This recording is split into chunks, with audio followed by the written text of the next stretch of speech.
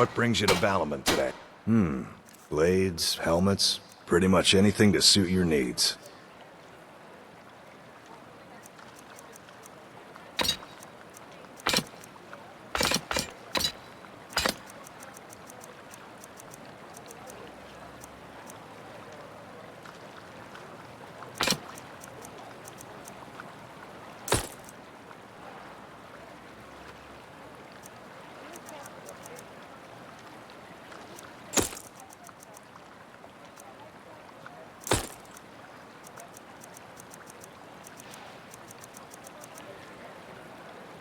If you need any more smithing work, come see me again. The fairest prices and the high...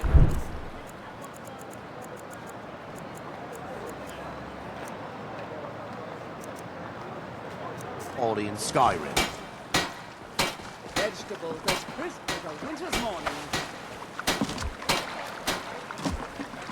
Protect yourself right. Buy armor from Grelka. Rare trinkets, the finest oddities from Morrowind.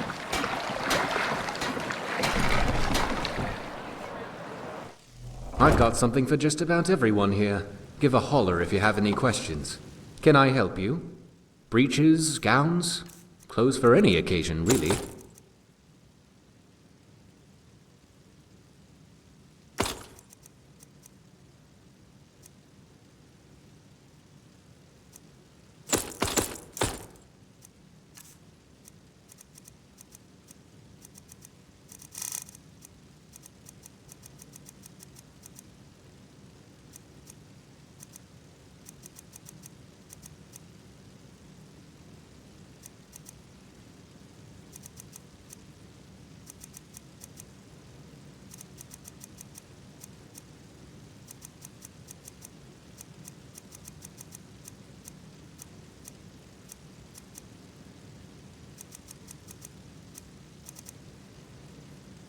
Be sure to come back for all your tailoring needs.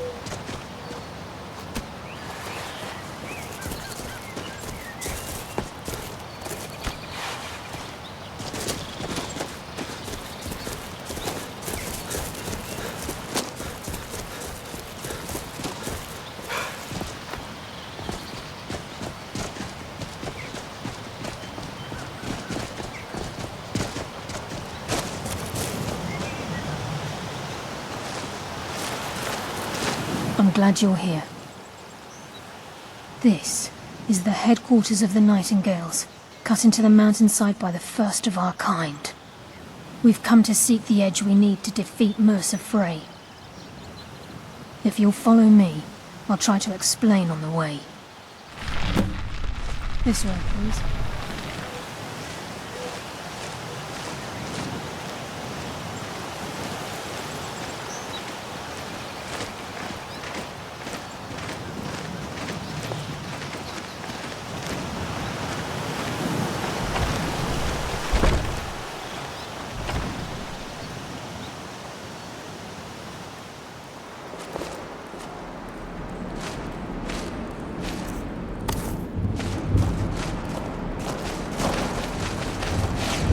So this is Nightingale Hall.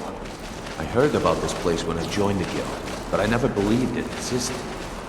The assumption that the Nightingales were just a myth was seeded within the guild on purpose.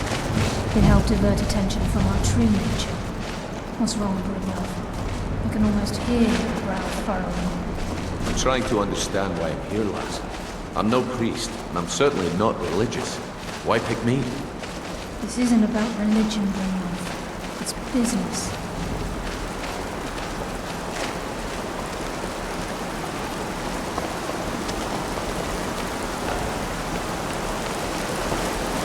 This is Nightingale Hall.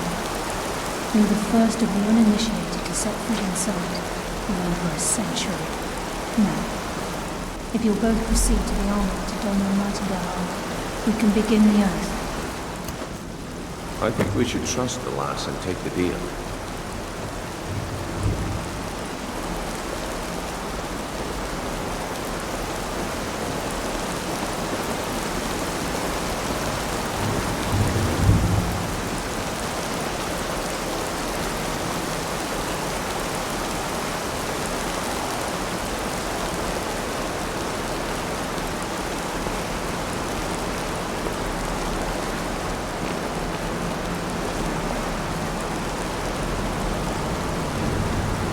Time's wasting, and Mercer's still out there. Let's get this show on the road. You appear hesitant to do your Nightingale armor.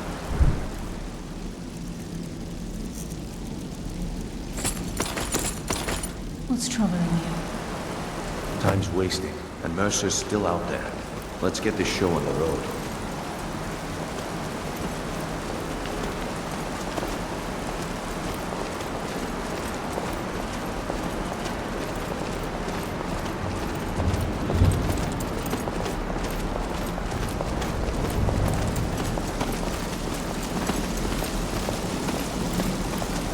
Okay, lass. We've got these get-ups on. Now what? Beyond this gate is the first step in becoming a Nightingale. Whoa there, lass. I appreciate the armor, but becoming a Nightingale? That was never discussed. To hold any hope of defeating Mercer, we must have Nocturnal at our backs. If she's to accept you as one of her own, an arrangement must be struck. What sort of arrangement? I need to know the terms. The terms are quite simple, Brynjolf. Nocturnal will allow you to become a Nightingale and use your abilities for whatever you wish. And in return, both in life and in death, you must serve as a guardian of the Twilight Sepulchre. Aye, there's always a catch. But at this point, I suppose there isn't much to lose. If it means the end of Mercer Frey, you can count me in. What about you? Are you ready to transact the oath with Nocturnal? Good. After I open the gate, please stand on the circle. I think we should trust the lass and take the deal.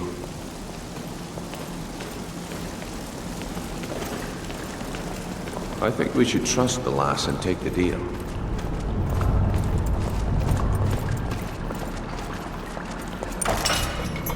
We'll speak when the oath is complete. Time's wasting, and Mercer's still out there. Let's get this show on the road.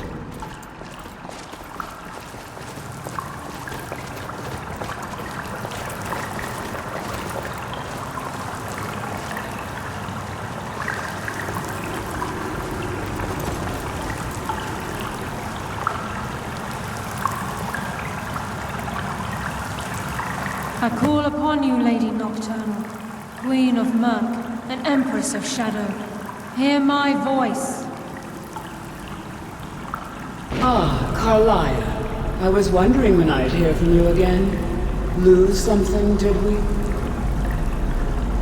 My lady, I've come before you to throw myself upon your mercy and to accept responsibility for my failure. You're already mine, Carlia. Your terms were struck long ago.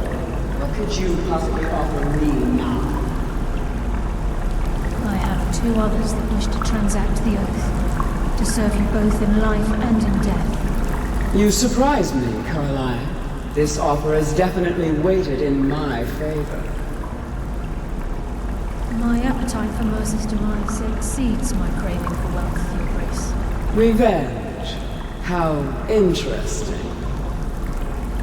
Very well. The conditions are acceptable. You may proceed. Lady Nocturnal, we accept your terms. We dedicate ourselves to you as both your avengers and your sentinels. We will honor our agreement in this life and the next until the conditions have been met. Very well. I name your initiates Nightingale, and I restore your status to the same, Carlisle. And in the future, I'd suggest you refrain from disappointing me again.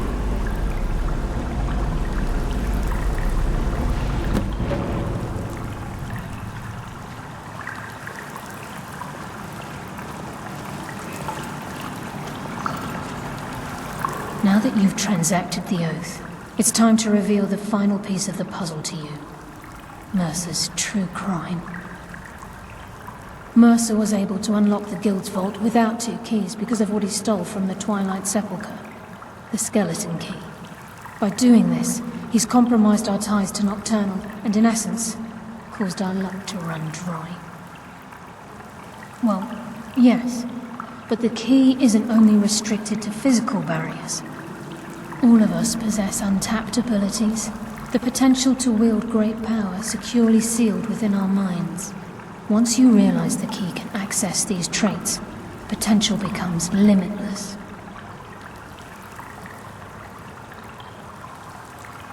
Although it would benefit the Guild more than you can imagine, in the end it would do more harm than good. If the key isn't returned to its lock in the Twilight Sepulchre, things will never be the same for the Guild. As time passed, our luck would diminish to the point of non-existence, and whether you know it or not, our uncanny luck defines our trade. Very true. In our line of work, it's quite rare we set out to return a stolen item to its rightful owner. Before we depart, Brynjolf has some business to discuss. I suggest you listen to him. Listen, lad. There's one last piece of business we need to settle before we go after Mercer. The leadership of the Guild. Carlia and I had a long discussion before you arrived here. Thanks to your efforts, Mercer's treachery has been exposed. After we deal with him, all that remains is restoring the Guild to its full strength. As a result, we both feel that you have the potential of replacing Mercer as leader of the Thieves' Guild. I've been at this game a long time, my friend. A long time. I've stolen trinkets from nobles and framed priests for murder. I'm good at what I do, maybe even one of the best, but it's all I know. I've never been one to lead, never desired it, never cared for it, don't want it.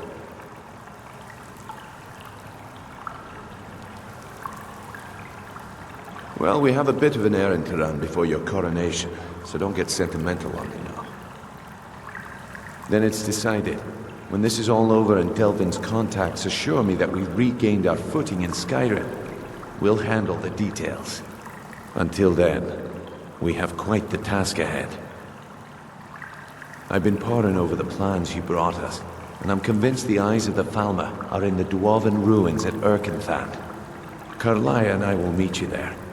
Prepare yourself, lad. This will be a fight to remember. Aye, and some of what Carlia said is starting to make sense. Mercer may have damaged our reputation and raided our coffers, but this goes well beyond even his twisted form of larceny.